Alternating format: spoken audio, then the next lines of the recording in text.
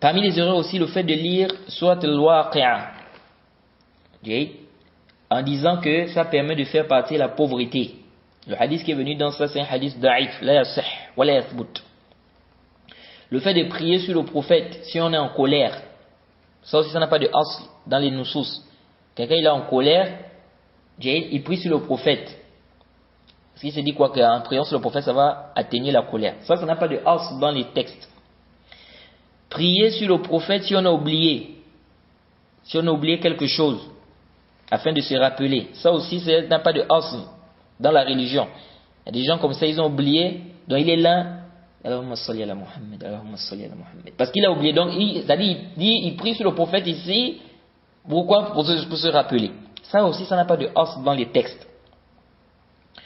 Prier sur le prophète pour repousser le ayn. Ça aussi, ça n'a pas de asl. Se précipiter lorsqu'on fait la prière sur le prophète, au point de couper les mots. Comme par exemple ceux qui disent sallallahu alayhi wa sallam. Tellement ils vont vite. Sallallahu alayhi wa sallam. Sallallahu alayhi wa sallam. Qu'est-ce sallallahu alayhi wa sallam? Tu as vu ça où? Tu dis sallallahu alayhi wa sallam. Mais sallallahu alayhi wa sallam, ça sort d'où? Ça n'a pas de asl dans les textes. Ceci n'a pas de asl dans les nusus. Parmi les erreurs aussi, répéter le nom d'Allah en bougeant la tête à gauche et à droite. Comme font certains soufis. Ça aussi, ça n'a pas de asl. Min al-bid'a wal muhdathat. C'est partie des innovations des muhdathat. Dire alhamdulillahi lorsqu'on baille. Ça aussi, ça n'a pas de asl. Frotter les mains au visage. Après avoir fait le zikr. Donc, tu as fini de faire le zikr. Ou tu as fini de faire le dua. Tu frottes les mains au visage. Ça n'a pas de asl dans la sunna. Les hadiths qui sont venus dire que le prophète frottait les mains au visage après le dua, c'est des hadiths da'if, lam tasbut wa la tasih. Comme certains savants rappelé, tel que le Cheikh Al-Albani et bien d'autres. Même si Al-Hafiz ibn Hajar, il authentifiait les hadiths, n'est-ce pas, prouvant qu'on peut frotter les mains lorsqu'on fait, après avoir fait le dua, n'est-ce pas, au visage. Mais ça, c'est des hadiths qui sont da'ifa. Le tahqiq, comme on dit certains savants, c'est que ces hadiths-là ne sont pas authentiques, c'est pas des hadiths sabita. Donc il n'y a pas à frotter les mains au visage lorsqu'on fait, après avoir fait le dua. Parmi les erreurs aussi, il y a des gens aujourd'hui quand ils font des adhkar ou des invocations, ils disent quoi? Ils disent ô Seigneur, je ne t'adore pas je ne t'adore pas par peur de ton enfer, ni pour ton paradis, mais plutôt parce que je vois que tu mérites l'adoration. Ça, c'est une falsafa, wa safsata, soufi, mantiqi, soufi. Ça, c'est quoi? C'est de la philosophie, n'est-ce pas? Des soufis. Kef? T'as dit d'abord tu as vu d'abord le zikr là où? Tu as vu ça où? Ensuite,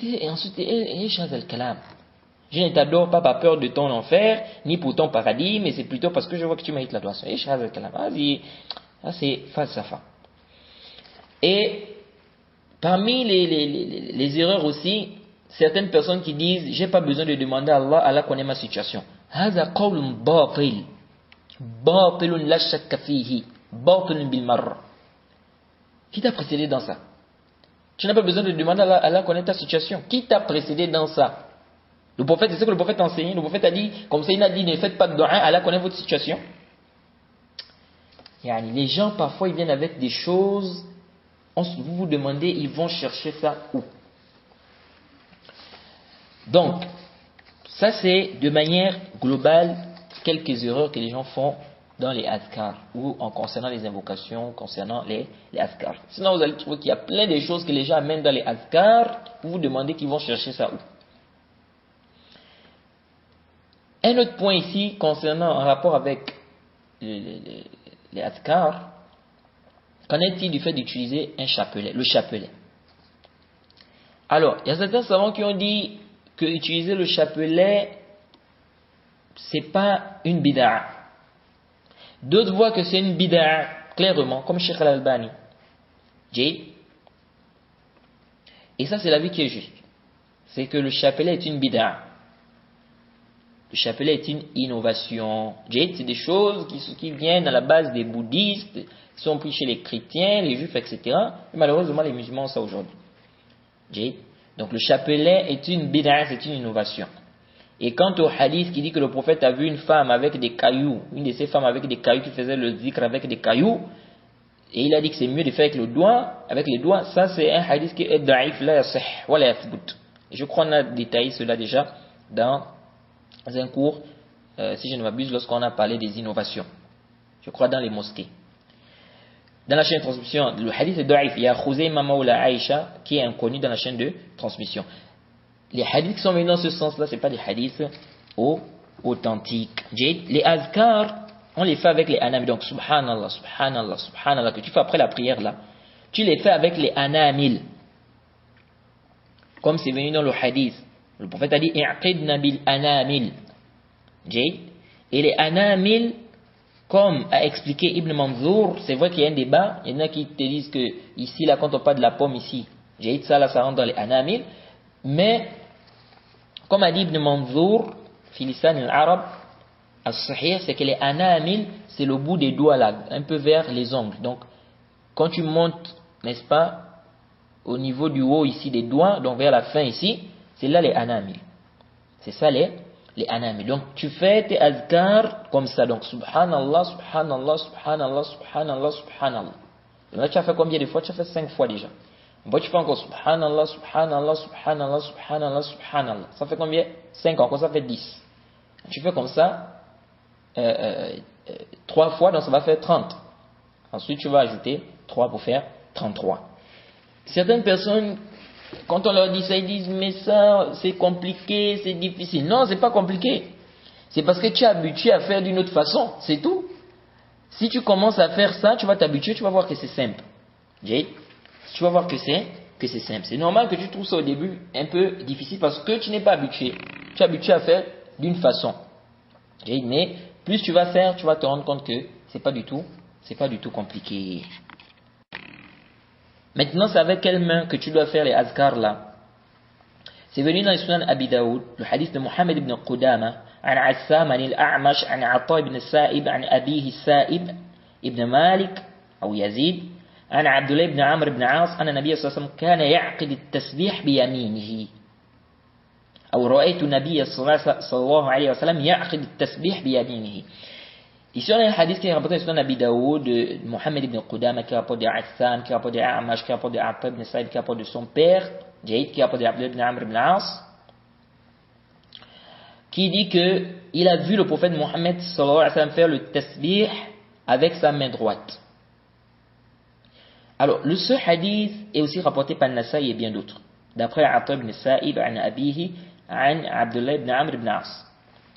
Le problème, c'est que le hadith est rapporté de Atta, c'est-à-dire les gens qui ont rapporté de Atta, il y a Shu'ba, il y a Sufyan, il y a Muhammad ibn Fubayl, et d'autres, ils ont rapporté ça en disant que le prophète Mohammed sallallahu alayhi wa sallam faisait le tasbih avec sa main. Donc, Abdullah ibn Amr ibn As a dit quoi? Ra'aytu nabiyya sallallahu alayhi wa sallam ya'qid at-tasbih biyadihi. Ils n'ont pas dit biyaminihi, ils n'ont pas dit avec sa main droite, ils ont dit avec sa main. Et A'mash a rapporté de Assam, Ibn Ali, et il y a eu toute une divergence sur Assam Ibn Ali là. Certains ont rapporté ça sans la ziyada, et Mohammed ibn Qudam a rapporté avec la ziyada c'est-à-dire il a rapporté en fait la version que je vous ai citée en premier lieu, c'est-à-dire la version qui dit que le prophète faisait le tasbih avec sa main droite. Avec sa main droite. Donc de là, il y a eu tout un débat des savants. Quelle est la version qui est sahiha?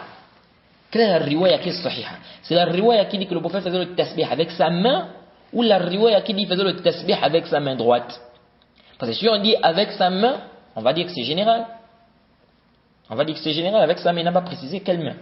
Or si on prend la version qui dit avec sa main droite, ça veut dire qu'on doit faire avec la main droite. Ala kulli hal, il y a un débat ici, est-ce que la riwaya qui a mis tasbih avec sa main, quelqu'un qui faisait avec le tasbih avec sa main droite, est-ce qu'elle est authentique ou bien elle est shadha? Donc c'est tout un débat. À la kulli hal, certains ont dit, quand la version qui a dit il faisait le tasbih avec sa main, c'est une version qui est générale. On n'a pas précisé. On n'a pas précisé. Ils ont dit, on a dit biyadihi. On n'a pas dit biyadihi, on n'a pas dit avec ses deux mains. On a dit biyadihi, avec sa main. D'autres disent, ici, quand on a dit biyadihi, c'est nakira mudhaf. Biyadihi. Donc ça veut dire que c'est am.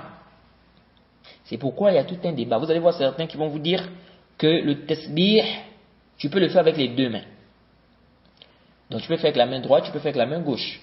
D'autres qui vont te dire, tu peux faire avec la main droite, mais c'est-à-dire tu peux faire avec la main gauche, pardon, mais c'est mieux de faire avec la main droite. Et d'autres qui te disent que c'est avec la main droite.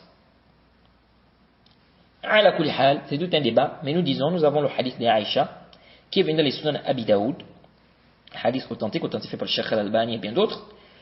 Aïcha nous dit, radiyallahu anha, elle dit kanat yadu rasulillahi sallallahu alayhi wa sallam. Donc kanat yadu rasulillahi liyumna li tuhurihi wa ta'amihi wa kanat al-yusra li khala'ihi wa ma kana min adha. Intabih. Aïcha dit que la main du prophète, la main droite du prophète Mohammed sallallahu alayhi wa sallam était pour la purification. Donc il utilisait sa main droite pour, en ce qui concerne la purification, en ce qui concerne le fait de manger. Il dit, et la main gauche, il utilisait pour faire concernant ses besoins. Concernant ses besoins. Donc quand il allait faire par exemple ses besoins, il utilisait la main gauche. Et il dit, il utilisait également la main gauche pour ce qui n'était pas bien. Pour ceux qui n'étaient pas bien. Maintenant, on pose la question ici. Aïcha, elle voyait le prophète Mohammed sallallahu alayhi wa sallam faire le tasbih ou pas? Il n'y a pas de doute qu'Aïcha voyait le prophète Mohammed sallallahu alayhi wa sallam faire le tasbih. Nous disons, si Aïcha voyait le prophète faire le tasbih, ça veut dire qu'elle voyait avec quelle main il faisait le tasbih. Est-ce que Aïcha, si elle voyait le prophète Mohammed faire le tasbih avec la main gauche, elle devait nous dire ici que le prophète Mohammed utilisait sa main gauche pour faire ses besoins et pour ceux qui n'étaient pas bien? Non.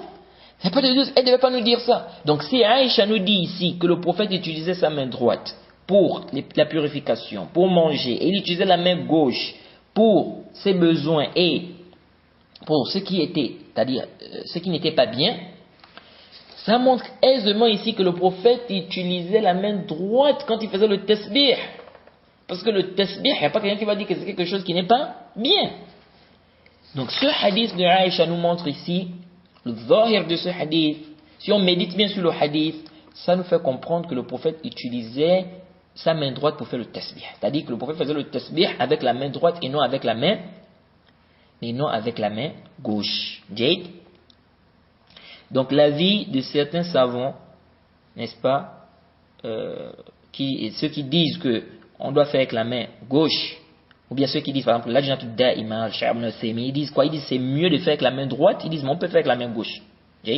D'autres comme Cheikh Al-Albani te disent on doit faire avec la main droite. Donc l'avis qui est juste, Allah Ta'ala a'lam, quand on regarde ce hadith, parce que si on doit suivre les dalils, quand on voit le zahir du hadith, de la parole de Aïcha ici, on comprend ici que le prophète faisait le tasbih, c'était avec la main droite et non avec la main gauche. Wallahu ta'ala a'lam. Allah est le plus savant.